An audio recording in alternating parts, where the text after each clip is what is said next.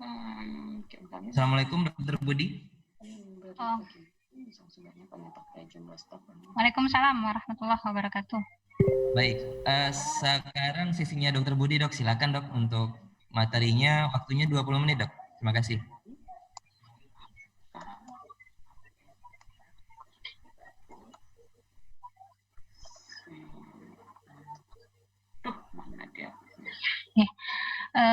Assalamualaikum warahmatullahi wabarakatuh. Terima kasih atas kesempatan yang diberikan, dan saya sangat mengapresiasi sekali kegiatan IDI Aceh kali ini, karena memang tujuannya adalah kita semua menyeragamkan pemahaman kita terkait bagaimana mendiagnosis COVID dan bagaimana melakukan tata laksana COVID-19 ini, sehingga dari hulu ke hilir, hilir ke hulu, kita memiliki keseragaman yang sama.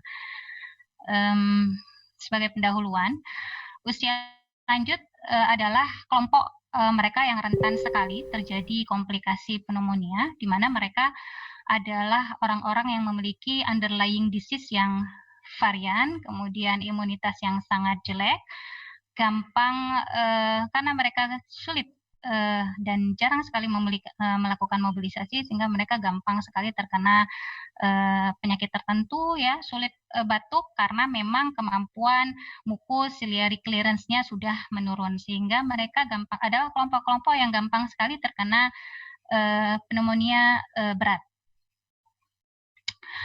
Kita ketahui bersama di mana 50% pneumonia itu dikarenakan oleh virus, ya.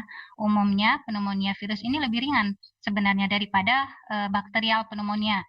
Virus pada awalnya ini, pada awal infeksi virus, di perjalanan penyakitnya nanti akan menjadi prekursor bagi munculnya bakteri. Dan pencegahan pneumonia pada usia lanjut adalah merupakan sesuatu yang sangat penting untuk diperhatikan. Kenapa? Karena memang pada usia lanjut diagnosis dini, kemudian tata laksananya sangat sulit. Mereka memiliki gejala minimal dengan onset yang cepat dan prognosis yang jelek.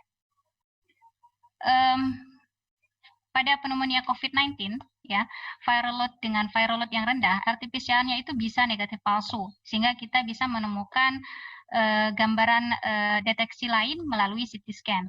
Sensitivitas CT scan ini 97%, di mana RT-PCR yang awalnya negatif bisa berubah positif dalam waktu infeksi mulai dari hari pertama hingga 5 hari.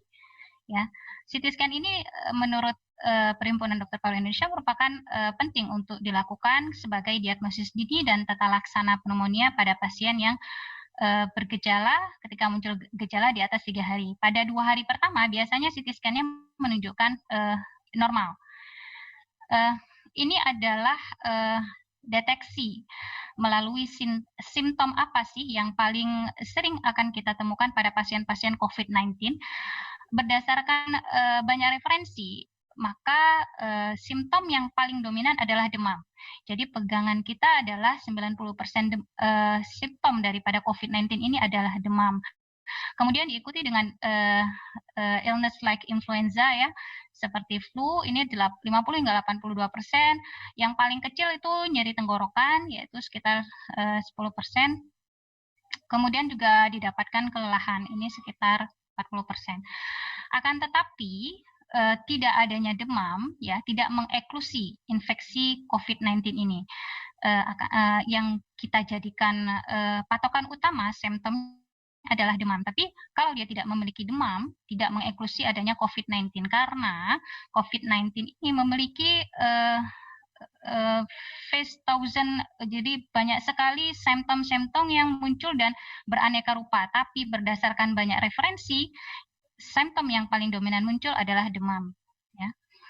Ini beberapa perjalanan revisi buku yang dikeluarkan oleh Kemenkes, ya, mulai dari 19 Maret, 27 Maret, dan yang terakhir saya akan membahas tata laksana COVID-19 ini berdasarkan konsensus yang dilakukan oleh 5 perhimpunan dokter di Indonesia, ya, dikeluarkan baru 2 hari yang lalu. Nah, kita mulai dari definisi kasus dulu.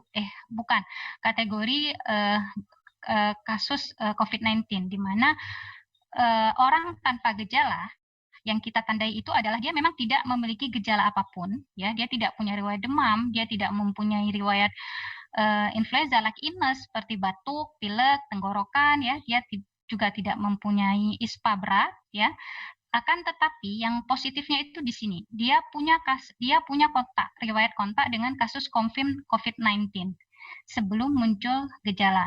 Itu harus kita ketahui bersama supaya pemahaman kita dari pusat hingga ke daerah itu sama semua. Apa sih OTG, apa sih ODP, dan apa sih PDP, sehingga tata laksana yang kita lakukan juga akan makin seragam. Nah, kalau ODP dia adalah punya keluhan, utamanya adalah demam, ya, bisa demam, atau keluhan-keluhan lain seperti batuk, pilek, nyeri tenggorokan, ada yang juga sakit kepala, seperti nanti ada ilustrasi kasus COVID-19 yang akan saya sampaikan. Bedanya apa? Dia tidak punya keluhan ISPA berat. Salah satunya dia tidak punya keluhan pneumonia berat. Tanda dari keluhan pneumonia berat ini adalah sesak napas, ya, sesak napas yang berat. Tetapi dia yang lain bisa memiliki riwayat. Nah, bagaimana dengan PDP? Bedanya apa? Kalau PDP dia pasti sudah ada demam, ya, pasti sudah muncul demam, ya, boleh ada influenza like illness, juga bisa tidak, tapi yang kita tandai di sini adalah demam, dan dia punya riwayat kasus kontak dengan COVID-19 yang positif. Ini saja yang menjadi pegangan kita, sehingga kita tidak bingung nanti di lapangan. Nah, bagaimana tata laksana COVID-19 berdasarkan protokol yang terbaru? Itu kita bagi menjadi dua. Ada COVID-19 confirm case, ya. Confirm case ini adalah kasus yang terkonfirmasi berdasarkan hasil lab, ya. Hasil lab yang digunakan adalah PCR, swab PCR. Nanti dibagi menjadi OTG, ya, PDP, ringan, sedang, dan berat. Kemudian tata laksana COVID-19 pada yang not yet confirmed case, ya. Not yet confirmed case ini adalah kasus-kasus yang belum terkonfirmasi berdasarkan hasil lab. Mereka adalah yang menunjukkan rapid test negatif, ya, dan mereka itu ODP dan PDP. Nantinya kita akan melakukan tata laksana, memberikan tata laksana berdasarkan definisi kasus ini, sehingga kita pahami dulu definisi kasusnya apa, dan tata laksananya nanti yang kita berikan sesuai dengan definisi kasus yang ini. Dimana kalau tanpa gejala adalah dia memiliki kondisi yang paling ringan dan dia tidak punya gejala. Nanti ini juga ada tata laksana tersendiri. Kalau gejalanya ringan adalah pasien dengan infeksi saluran pernafasan yang tanpa komplikasi dan gejalanya tidak spesifik.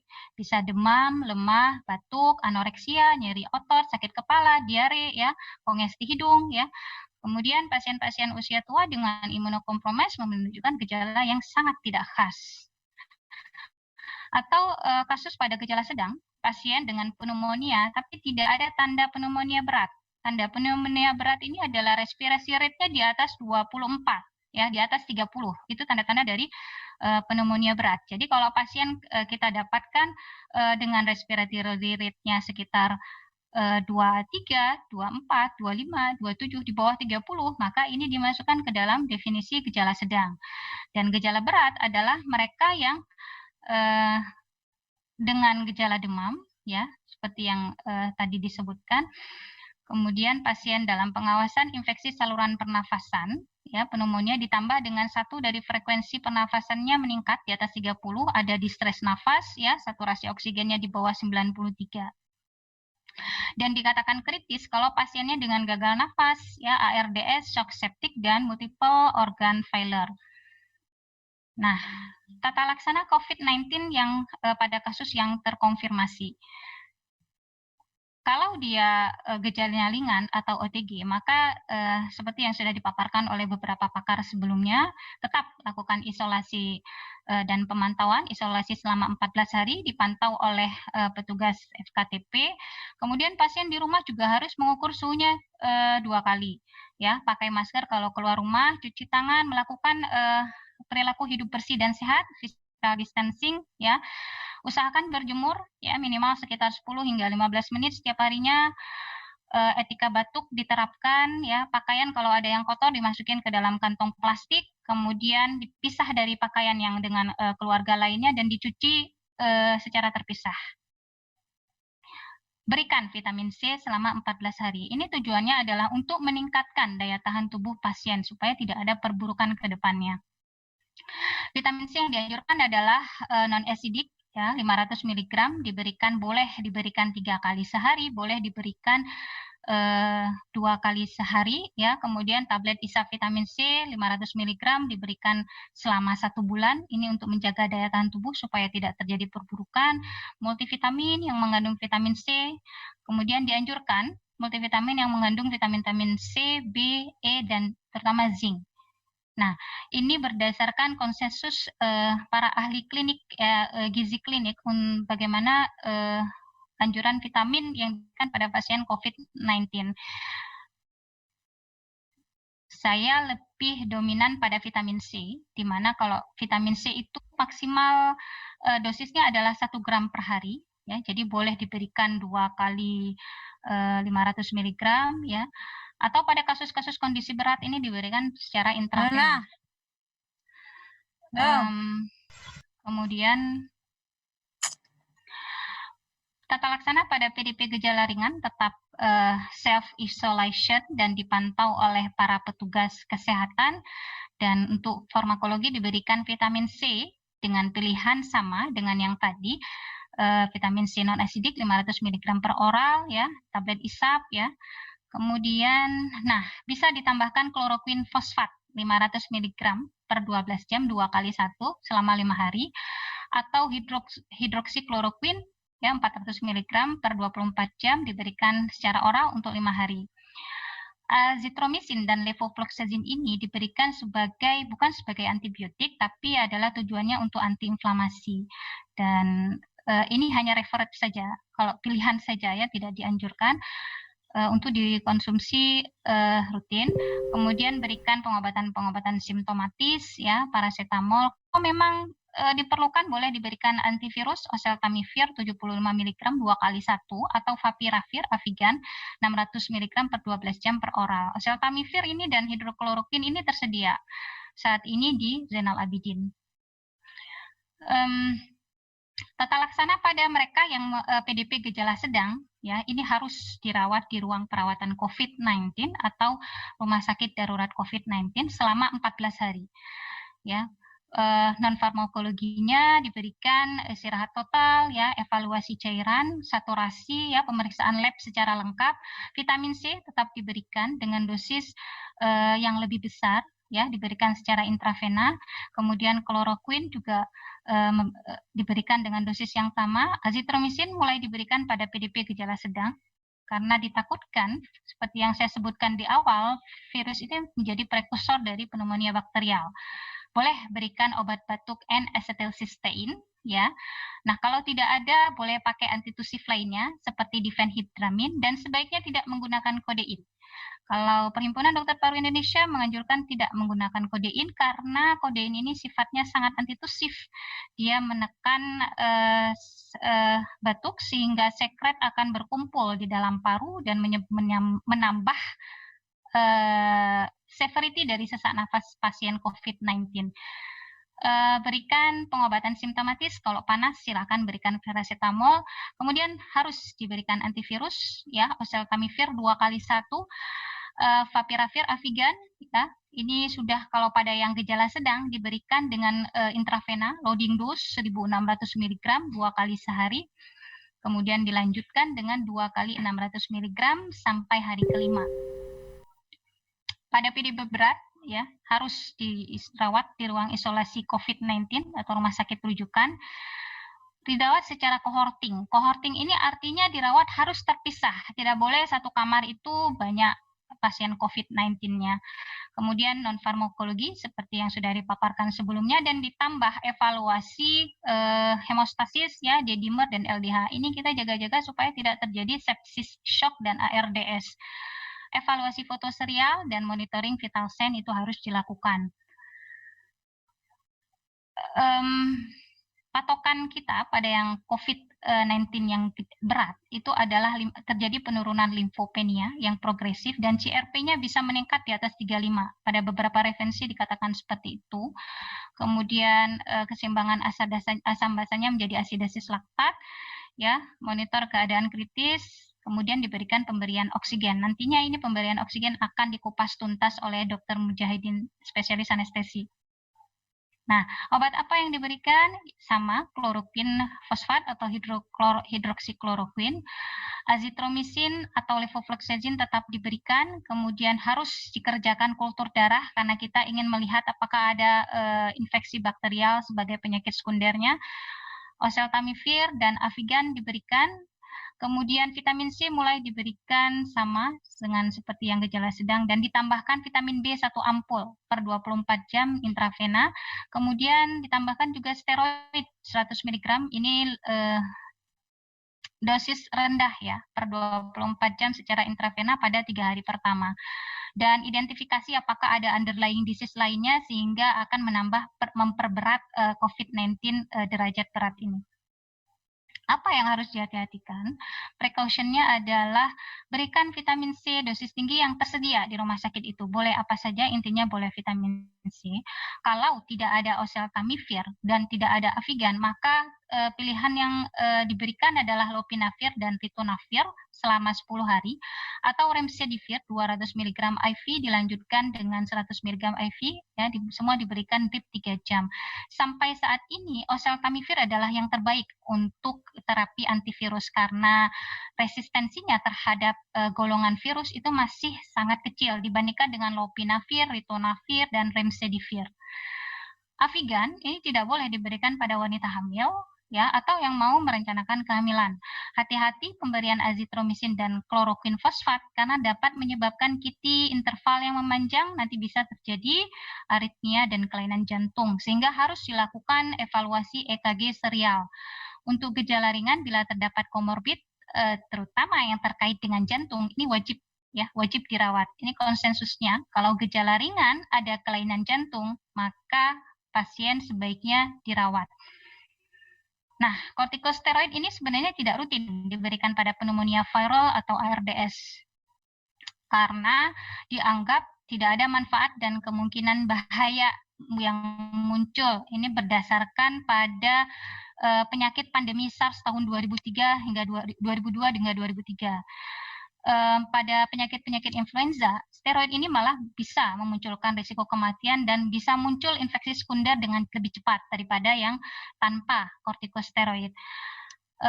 Pada pandemi MERS tahun 2013, ya, kortikosistemik ini tidak memiliki efek meningkatkan kematian, tapi dia justru memperlama viral load di dalam tubuh pasien. Jadi kesimpulannya, kortikosteroid sistemik sebaiknya dihindari jika tidak ada indikasi karena alasan lain. Alasan lain itu contohnya apa? Contohnya adalah pada pasien PPOK eksaserbasi akut misalnya, dan dia itu harus diberikan terapi steroid sehingga COVID-19 dengan PPOK eksaserbasi akut silahkan diberikan kortikosteroid secara sistemik.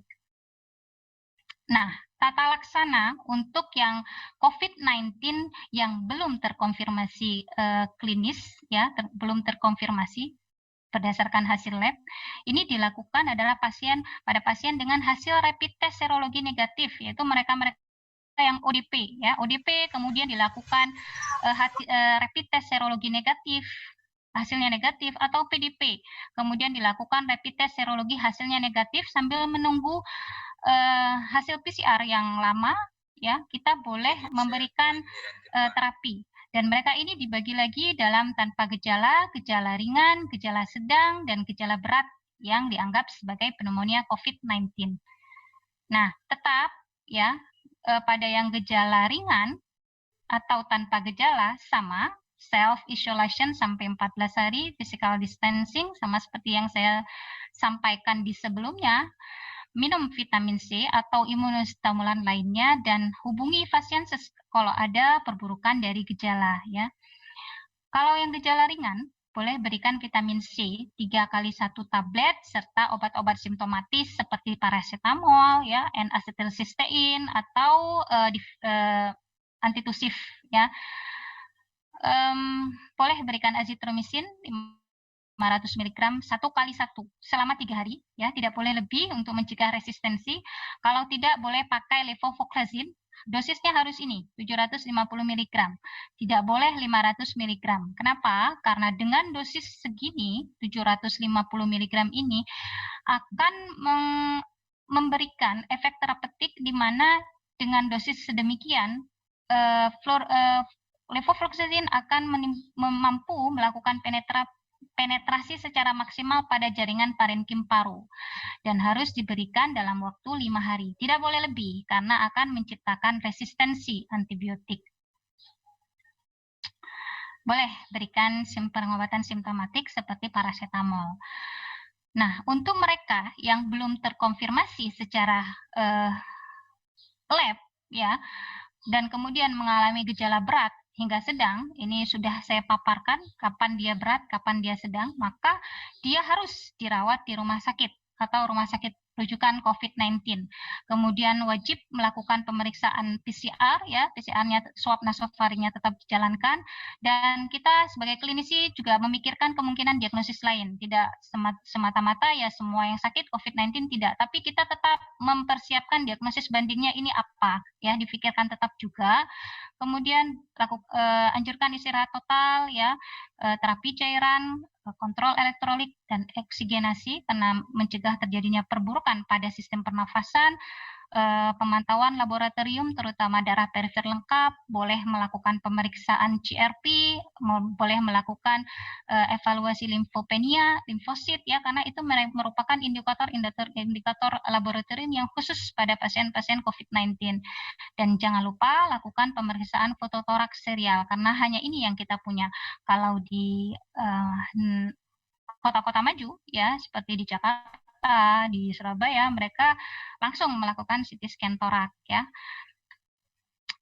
Precaution-nya adalah ya kasus pasien dalam pengawasan yang dicurigai sebagai COVID-19 dan memenuhi kriteria beratnya penyakit dalam kategori sedang atau berat ditata laksana seperti pasien terkonfirmasi COVID-19 sampai terbukti bukan. Artinya, pasien yang belum terkonfirmasi secara lab, ya, pasien ODP, PDP, sambil menunggu hasil swab PCR, kemudian dalam perjalanannya dia mengalami perburukan hingga menjadi kategori sedang atau berat, itu harus ditata laksana sebagaimana pasien yang terkonfirmasi COVID-19.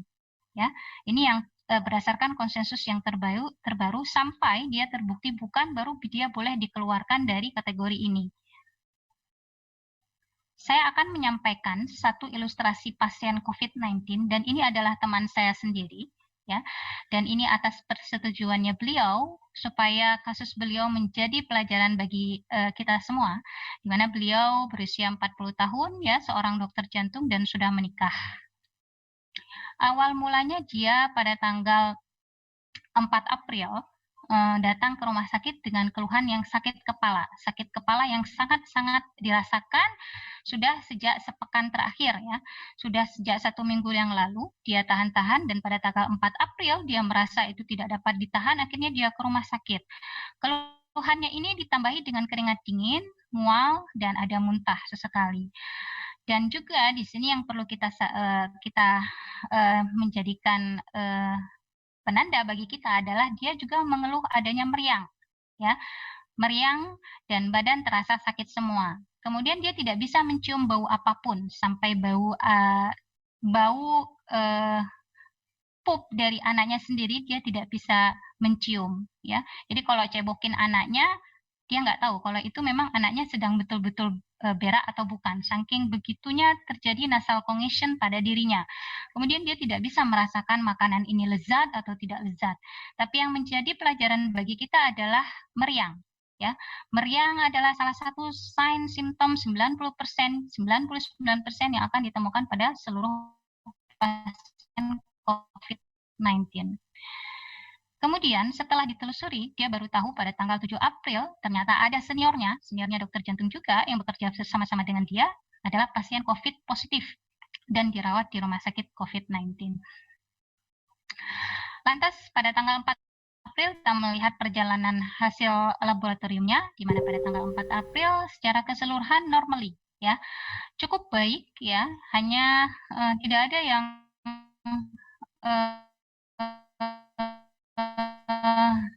tidak ada April ya, dilakukan pemeriksaan darah perifer lengkap ya. Kita biasanya menjadi penanda kita adalah limfosit, tapi di sini limfositnya tetap dalam batas normal. Dan akhirnya dia dilakukan rapid test yang menunjukkan ini reaktif. Kemudian pada tanggal 6, dia mulai melakukan pengambilan swab PCR, ya. Kemudian serial darahnya pada tanggal 7 juga masih belum menunjukkan suatu perburukan. Tapi dia tetap mengeluh sakit kepala yang hebat, kemudian tidak mencium bau dan masih ada meriang. Nah, kemudian dilakukan pemeriksaan fototorak pada saat dia datang. Pemeriksaan fototorak pada tanggal 4 April menunjukkan sepertinya normally. Kenapa normally? Karena fotonya diambil under exposure ya. Jadi ini foto adalah tidak layak baca. Kalau saya sih, saya minta ulang. Kenapa tidak layak baca? Karena memang keseluruhan tampak kok putih semua. Ya, proses spinosusnya tidak sampai vertebra thoracalis 4. Jadi foto ini tidak layak dibaca. Kemudian pada tanggal 5 April dia difoto ulang.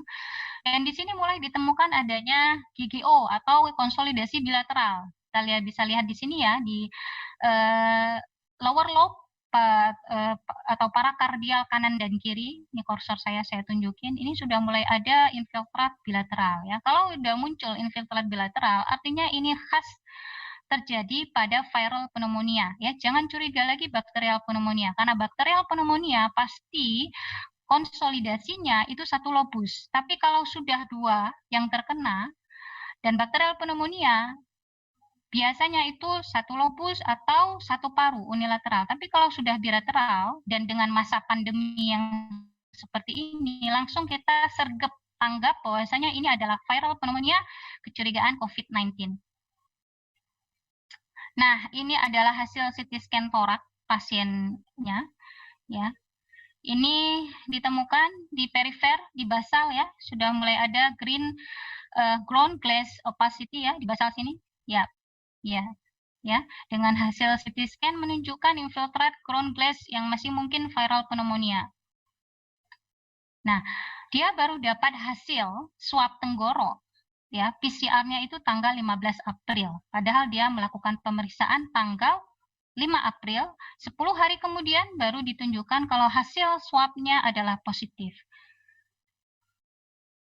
Sehingga diagnosis pasien ini adalah PDP COVID-19 confirm case dengan gejala sedang, diberikan tata laksana oseltamivir 2x1, isopronisin 4x500, hidrokloroquine 2x200, vitamin C, azitromisin, dan trusantin. Kapan dia boleh pulang? Kalau PCR-nya 2 kali berturut-turut negatif. Kalau tidak ada hasil PCR 2 kali berturut-turut negatif, jangan pernah pulangkan pasien ini karena kemungkinan viral load ya, jumlah virus dalam darahnya itu masih ada. Jadi tetap dia di ruang isolasi sampai PCR ini 2 kali berturut-turut negatif. COVID-19 akan dinyatakan sembuh bila PCR-nya sudah 2 kali negatif berturut-turut. Dan edukasi saat pulang untuk tetap dipantau di rumah selama beberapa hari karena beberapa referensi menunjukkan ada perburukan di hari ke-21 atau ke-28 ya. Jadi pada minggu ketiga, minggu keempat infeksi itu bisa terjadi perburukan. Tetap kita edukasi saat pulang dan lakukan PHBS ya, perilaku hidup bersih dan sehat. Tata laksana spesifik anti SARS-CoV ini belum ada ya. Jadi kalau ada detailer atau produsen obat yang menggadang-gadangkan ini bisa mematikan SARS-CoV-2 itu bullshit ya, itu bohong ya. Jadi sampai sekarang peneliti masih terus mencari antivirus dari SARS-CoV-2 ini ya. Ada obat anti HIV, ada kloroquine. Kenapa ini kok bisa dipakai? Karena dia berdasarkan dari pengobatan SARS yang pada tahun 2002 itu terbukti mampu membunuh SARS-CoV pada tahun 2002 sehingga dia digunakan pada SARS-CoV-2 saat ini. Dan berdasarkan hasil uji molekuler docking, ternyata kloroquine masih memiliki respon yang tinggi untuk mengeliminasi SARS-CoV-2. Ada institusi yang memberikan oseltamivir ya, seperti salah satunya Rumah Sakit Persahabatan dan Perhimpunan Dokter Paru Indonesia menganjurkan menggunakan ini, dan vaksinnya belum ada ya. Boleh menggunakan stimulan ya kalau saat daya tahan tubuh turun, kalau kita lelah, kurang istirahat, traveling ya, apalagi kita yang tim medik ya berada di garda terakhir pada penanganan COVID-19 ini, sebaiknya setiap hari menggunakan imunostimulan ya untuk meningkatkan daya tahan tubuh kita ya. Dan tidak ada vaksin SARS-CoV-2 ini, vaksin untuk COVID-19 ini tidak ada. Jadi kalau ada yang menawarkan vaksin PCV13, vaksin PPSV, dan vaksin HIV ini tidak bisa untuk mencegah infeksi daripada COVID-19. Terima kasih. Saya kembalikan kepada Dr. Rofi. Baik, terima kasih Dr. Budi. Selanjutnya kita masuk ke sesi tanya jawab, Dok. Di kolom chatnya dokter ada 2 pertanyaan yang sudah masuk, Dok. Yang pertama dari Dr. Tia Agusta dan dari Dr. Cut Asmaul Husna, Dok. Apakah sudah dapat dilihat, Dok? Sudah. Sudah, baik. Silakan, Dok. Nah, dari Dr. T. Agusta ya. Ya, izin bertanya tentang standar tata laksana OTG dengan swab PCR positif pada puskesmas mengingat ketersediaan obat hidroksikloroquine dan oseltamivir.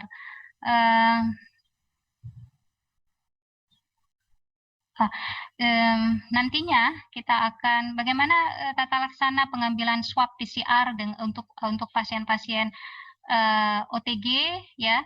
Nanti ini kita akan kerjasama lagi dengan ID dan pihak pemerintah bagaimana bisa melakukan swab PCR pada pasien-pasien di puskesmas ya, terutama ketersediaan obat hidrokloroquine, azitromisin, levo ini memang sangat minimal masih di puskesmas. Jangankan di puskesmas ya, di rumah sakit tipe C dan B aja juga masih minimal. Tidak apa-apa, apa yang saya paparkan ini adalah berdasarkan panduan yang ada dan kita terus ke depannya melakukan perbaikan-perbaikan. Apa yang dimana yang harus diperbaiki itu yang akan kita lakukan. Jadi tenang saja Dok, untuk ke depannya kita akan bekerja sama ID dengan pemerintah Aceh bagaimana bisa mengantisipasi keluhan dokter ini ya. Kemudian Dr. Asmaul Husna, bagaimana mencegah pasien PDP dengan komorbid agar tidak jatuh ke ARDS? Jadi kalau PDP dengan COVID sudah confirm COVID-19 dan ditambah lagi dengan comorbid, ini kemungkinan untuk jatuh ke ARDS ini lebih besar Dok daripada yang tanpa comorbid. Makanya di atas di pendahuluan saya katakan orang-orang dengan comorbid itu adalah orang-orang yang paling rentan terjadi perburukan pneumonia berat. Dan gimana Dok caranya supaya tidak jatuh ke ARDS ya?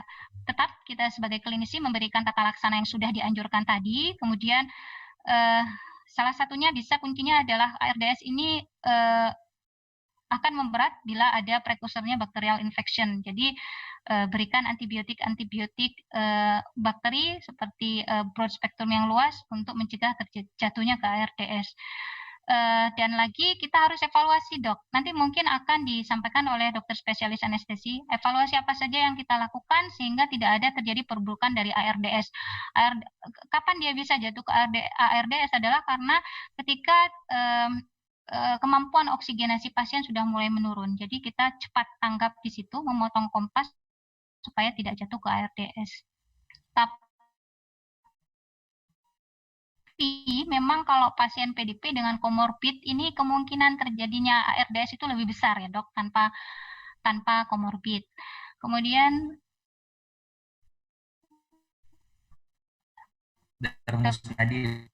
Dokter Rela ini.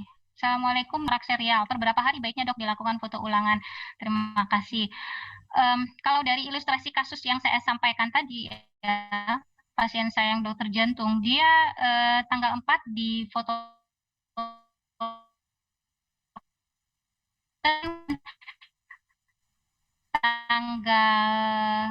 tanggal 5 kita belum menemukan kecurigaan dari foto toraknya. Boleh dilakukan besok, ya, boleh dilakukan besok. Seperti yang saya ungkapkan di awal, bahwasanya ketika muncul simptom, ya, setelah hari kedua atau pada hari ketiga munculnya gejala, itu umumnya foto torak akan menunjukkan suatu gambaran lesi khas COVID-19, dan lebih sensitif lagi kalau ini dilakukan dengan CT scan torak, ya. Per berapa hari baiknya dilakukan, ya, ini sesuai dengan kebijakan daripada rumah sakit setempat, ya, karena mungkin ini terkait juga dengan klaim pasien dan segala macam. Standar tata laksana OTG dengan swab PCR positif pada puskesmas ini sudah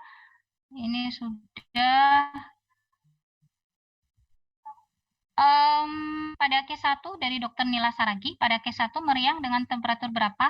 Nah, dia nggak cerita dia meriangnya itu pada temperatur berapa, cuman kalau meriang biasanya kan kita di bawah 38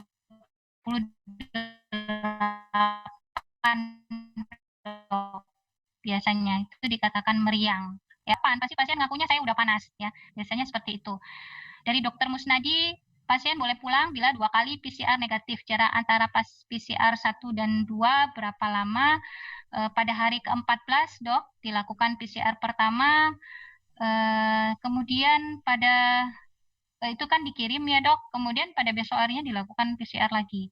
Tapi ini saya cari tahu lagi, ya, Dok, jawabannya apa, ya. Tapi sepengetahuan saya seperti itu, Dokter. Udah, ya. Dokter Meti, untuk pasien OTG atau ODP yang sudah self-isolation, apakah aman untuk interaksi dengan orang lain, Dok? Terus, Dok, kapan bagusnya untuk dilakukan rapid test untuk pasien suspek COVID-19? Terus, apakah kalau hasil rapid test negatif, berapa persen kemungkinan? Oh, gitu. Jadi, pertanyaan pertama adalah, pasien OTG atau ODP yang sudah self-isolation 14 hari, apakah aman untuk interaksi dengan orang lain? Dikatakan aman, dikatakan sembuh kalau hasil PCR-nya sudah 2 kali negatif, ya, Dok. Nah, kalau belum melakukan PCR, ya, boleh lakukan dengan orang lain sampai 1 bulan ke depan. Kenapa? Karena beberapa viral load pada minggu ketiga, pada hari ke-21 dan hari ke-28. Jadi sebaiknya hindari dulu interaksi dengan orang lain sampai 1 bulan ke depan. Memang secara umum kita menganjurkan untuk self isolation ini 14 hari, tapi lebih amannya, ya, kalau saya 1 bulan, karena ada beberapa referensi yang menunjukkan pada minggu ketiga dan keempat itu masih ada ditemukan viral load-nya. Tapi kalau hasil PCR negatifnya sudah 2 kali PCR hasilnya sudah 2 kali negatif, aman, Dok. Silahkan setelah 14 hari boleh berkeliaran di mana-mana. Terus kapan bagusnya dilakukan rapid test untuk pasien suspek COVID-19? Rapid test ini akan menunjukkan hasil yang positif pada hari ke-7 dan ke-8. Ini sesuai dengan paparan Dr. Zinatul tadi, ya. Apakah kalau hasil rapid test negatif, kemungkinan negatif dan positifnya swabnya itu gimana, Dok? Kalau rapid test negatif, jadi bisa kemungkinan dia hasil PCR-nya positif, ya. Rapid test ini bukan sesuatu yang mutlak, karena yang mutlak itu adalah PCR. Kenapa begitu? Karena rapid test ini baru muncul positif kalau di hari ke-8. Kenapa rapid testnya bisa negatif? Mungkin pemeriksaannya atau pada saat dia terinfeksi pada hari ke-5, ya. Sementara kita nggak tahu kita terinfeksi pada hari keberapa, kan seperti itu, Dok. Jadi tetap untuk menjadi pegangan kita adalah hasil swab PCR, bukan rapid test. Rianti, bagaimana dengan pasien yang sudah dipulangkan? Dengan hasil swab negatif, kemudian beberapa hari kemudian pasien menimbulkan gejala dan positif lagi. Faktor apa? pasien sudah pulang, terus hasil swab PCR-nya sudah negatif, kemudian bisa menimbulkan gejala, dan positif lagi ini apa ya dok? Kalau swab PCR-nya negatif positif lagi, ya ini faktor apa yang menyebabkan kasus tersebut? Faktor karena dia terinfeksi lagi dok. Jadi pasien COVID-19 ini kalau sudah sembuh ya dengan hasil swab PCR-nya hari ke-14 2 kali negatif, kemudian dia bulan depan datang lagi ke kita dengan hasil swab PCR-nya juga positif. Ini karena dia terinfeksi lagi dengan orang-orang yang carrier COVID-19 yang berkeliaran di luar. Makanya selalu kita gadangkan untuk self-isolation semua, social distancing semua, dirumahkan semua. Jadi kemungkinan kontak terinfeksi itu sangat minimal. Demikian dok. Dokter Yuli, apakah pasien yang sudah dipulangkan ke rumah dari rumah sakit, sudah PHBS, bisa terinfeksi kembali? Bisa dok. Bisa ya, bisa terinfeksi kembali, tapi karena dia sudah pernah terinfeksi COVID-19, artinya dia sudah memiliki antibody IgG IgM terhadap COVID-19, maka gejala yang akan muncul itu tidak seberat seperti infeksi pertama. Kecuali ya dok, kecuali kalau virus yang dia kena lagi, yang kedua ini sudah bermutasi, beda dengan virus yang lama. Gitu dok. Kemudian bagaimana yang di PKM mengetahui pasien tersebut OTG, sedangkan riwayat kontak dengan kasus sukar sekali kami gali dari pasien, mengingat pemudik masih banyak yang pulang. Nah, kuncinya ini tadi dok. Jadi kalau dia di zona merah ya, artinya di sudah berstatus area lokal transmisi, maka semua dari kita itu sudah dianggap OTG dan ODP dok. Ya, OTG dan ODP, OTG dulu deh, OTG, tapi kalau sudah mulai demam, ya kemungkinan dia ODP. Ya dok ya. Dr. Ausclapius, vitamin C non asidik yang bagaimana ya dok? Boleh ya, boleh mengkonsumsi vitamin C, vitamin tablet saja. Vitamin itu boleh ya, nanti dilihat lagi dosisnya itu pokoknya sehari itu 1 gram dok, nggak usah berlebihan. Karena memang kalau lebih dia juga diekresi sendiri dari tubuh, jadi sia-sia. Demikian. Udah Rofi. Baik, terima kasih Dokter Budi. Selanjutnya jika sejauh sekalian yang ingin melanjutkan pertanyaan mungkin bisa langsung berdiskusi bersama Dokter Budi melalui kolom chat. Mengingat waktunya sudah semakin sempit, kita masih punya satu pembicara lagi. Terima kasih banyak Dokter Budi atas materi yang disampaikan dan semua pertanyaan yang sudah dijawab. Sama-sama. Terima kasih juga ya. Kita akan terhubung ke Dokter Mujahidin.